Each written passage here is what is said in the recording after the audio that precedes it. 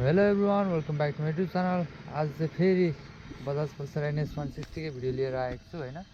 यसको त फर्स्ट फुल फुल इन्जिन बनिसकेको छ र यो बनाइसकेपछि कति पैसा लाग्यो, यसको पर्फर्मेन्सहरू कस्तो छ, के समस्याहरू आयो भन्ने विषयमा आज कुरा गर्नेछु। र च्यानलमा नयाँ हुनुहुन्छ भने सब्सक्राइब गर्नु होला। पहिले कुरा गर्ने चाहिँ यसको इन्जिन बनाउँदाखेरिको लाग्ने कस्ट भनेको, यसको फुल इन्जिन बनाउँदाखेरि चाहिँ जम्मा 24,000 रुपियाँ लागेको थियो होइन। र त्यस पछाडि चाहिँ यसलाई दुईवटा सर्भिस गरिसकेर यो तेस्रो सर्भिस गर्ने बेला भइसकेको छ। यसमा समस्या भनेको, यसमा अब इन्जिनको साउन्ड आउने टाइपको समस्या आइरहेको छ होइन। पहिलेको रिफाइन इन्जिन जस्तो साउन्ड आउँदैन, हल्का केही चेन्जेसहरू साउन्ड आउँछ र पर्फर्मेन्समा केही डिक्रिजहरू भएको छैन। यसको माइलेज पनि मैले टेस्ट गरेको थिएँ, 40देखि 42सम्मको दिन्छ यसले होइन। माइलेजमा पनि केही कमी भएको छैन र पावर चाहिँ मलाई बढेर आए जस्तो लागिरहेको छ है। मैले अस्ति एक्सलेरेसन टेस्ट भिडियो बनाएको थिएँ यसको, जसमा 11 सेकेन्डमा 0 to 100 एचिभ गरेको थियो यो बाइकले। र यसको टप स्पिड चाहिँ 122 समथिङ रहनेछ र समथिङ भन्नाले पनि मैले चाहिँ 122सम्म लगेको थिएँ, किनभने कर्नर आइसकेको थियो। अब धेरै रिस्क लिनु हुँदैन नि त, अब सक्ने गर्ने हो, त्यही भएर मैले त्योभन्दा बढी लगिनँ र अझै यो जान्थ्यो। र अब तपाईँलाई यो बाइकको इन्जिनको साउन्ड सुनाइदिन्छु होइन, हेरौँ के कस्तो हुन्छ। र नयाँ भन्दा चाहिँ अलिक साउन्ड निकाल्छ यसले, जस्तै अब त्यति हो होइन। अरू त लगभग सबै ठिकै छ। माइलेज चाहिँ यसले 40देखि 42को दिइरहेछ। अब नयाँमा चाहिँ बढी नै दिन्छ होला सायद, अहिले यो फुल इन्जिन बनाएर पनि होला यसले यति दिएको।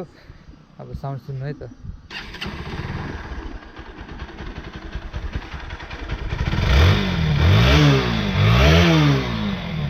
एक्जस्ट नोट चाहिँ त्यही नै छ होइन। र हल्का केही साउन्डहरू चाहिँ इन्जिनबाट आइरहेको हुन्छ, जुन चाहिँ अलिक मलाई कस्तो लाग्यो होइन।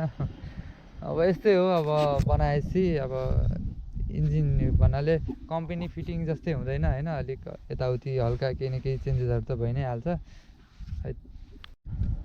र यदि तपाईँ पुरानो भन्नाले सेकेन्ड ह्यान्ड NS 160 लिन चाहनुहुन्छ भने होइन, तपाईँले यसको कन्डिसनहरूको यो 160को फुल इन्जिन बनाइसकेपछि के समस्याहरू अझै त्यस्तै त मैले भनि नै हालेँ होइन।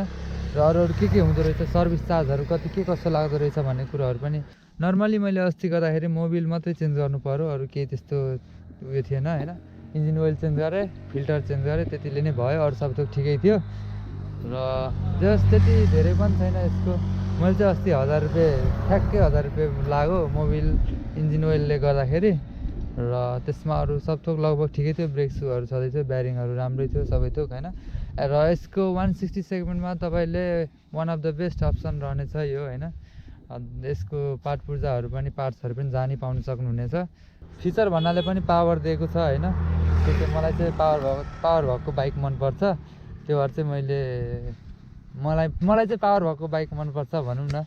र जुन यसले दिइरहेको छ, र यसमा हल्का अलिक अहिले TD20 भेरिएन्टमा चाहिँ अगाडि पछाडिको टायरहरू ठुलो बनाएको छ, जसले गर्दा अझै पनि राम्रो पर्फर्म गरिरहेको हुन्छ यसले।